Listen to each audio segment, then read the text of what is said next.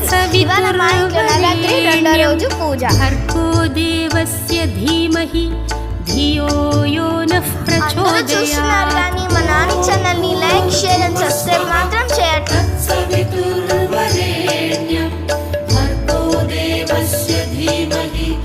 అలాగే మీకు ఈ వీడియో కనుక బాగా నచ్చినట్లయితే లైక్ చేయండి, అలాగే మీ ఫ్రెండ్స్ అండ్ ఫ్యామిలీస్ కి షేర్ చేయండి. సవితుర్వరేణ్యం భర్గో దేవస్య ధీమహి ధియో యో నః ప్రచోదయాత్.